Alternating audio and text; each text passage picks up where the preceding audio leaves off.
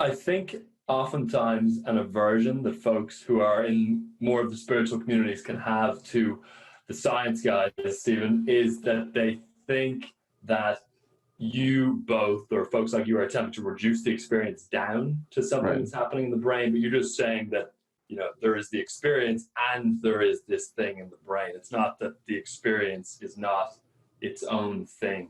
Could you talk a little bit about how you think about that? Yeah, and that goes back a little bit to what I was saying about the two-way street. I mean, it is, while there are times where it can sound reductionistic because we're okay, then this is what's going on in the amygdala, and this is what's happening in the frontal lobes or something like that. We do have to be very cautious about exactly, where the causal arrow is with regard to these experiences. What are the different aspects of them? It really is an opportunity to understand all the facets of these experiences. And even if somebody has a mystical experience where they, perceive the universe in a completely different way, and they have a sense that there's a universal consciousness or there's a God, I can't prove that there is or isn't a God based on what I'm doing, but I can tell you what's going on in the brain of the person who has that experience. And if somebody feels connected to God, if somebody feels connected to universal consciousness, what are the changes that are going on in the brain? It doesn't eliminate the other part of the conversation. It doesn't eliminate that spiritual side, that experiential side, but it adds something that we've never had an opportunity to add before.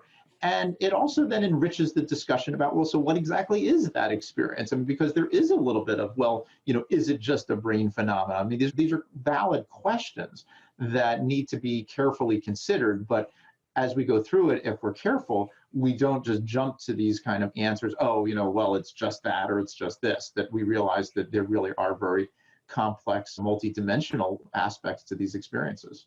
You also, one of the things, when you take people out in their experiences at their word, you find such subtle, I'll give you a weird example, but it's one I think of very often.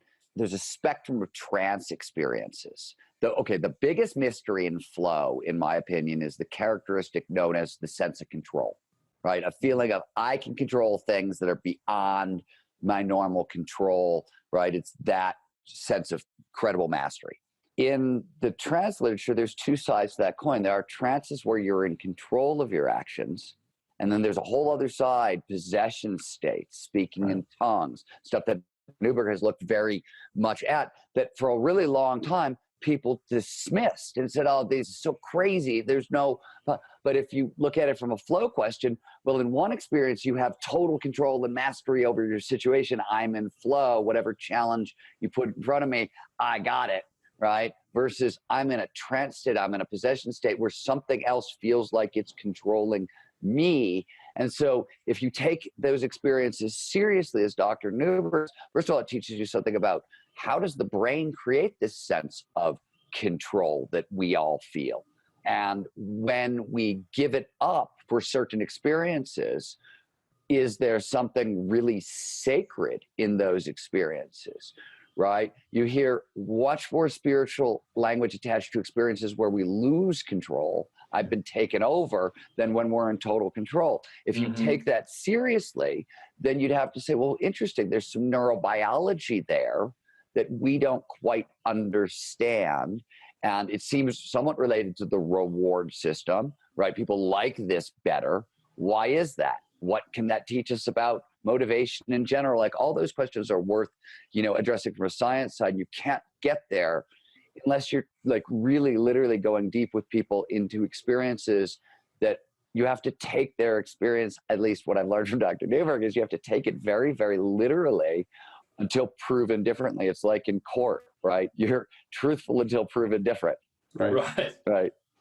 Well, it's difficult to argue with an experience. Someone is having the experience. It's tough to say, no, you're not.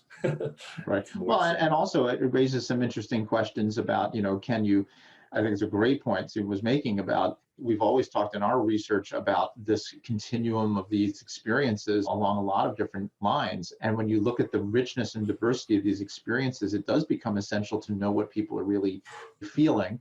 And then it raises some fascinating issues. Maybe another, similar tangential way of the way I talk about it is, when we look at spiritual experiences, some people will say, I felt an energy. Some people felt a force. Some people feel love. Some people feel God. Are those the same experience described differently because of the ways in which their belief systems kind of started them out? Or are they fundamentally different experiences? Is the experience of being in God's presence completely different than an experience, an incredible, enraptured sense of love, for example? And this is also part of where, it's not just the words, but then it ties back to what's going on in the brain. If we do a brain scan and we find that people experiencing God have a different kind of pattern than people who are experiencing love, that may tell us something as well, that there really is something fundamentally different biologically. Or on the other hand, if the patterns look very similar, then maybe the experiences are far more similar.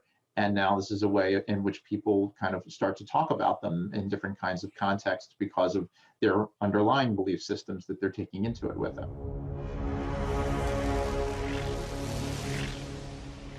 If what you've heard on Flow Research Collective Radio has been helpful, please consider doing us a solid and leaving us a review on Apple Podcasts, Spotify, or wherever you are listening to this. Reviews help us connect to a wider audience so we can get these peak performance principles out to more people.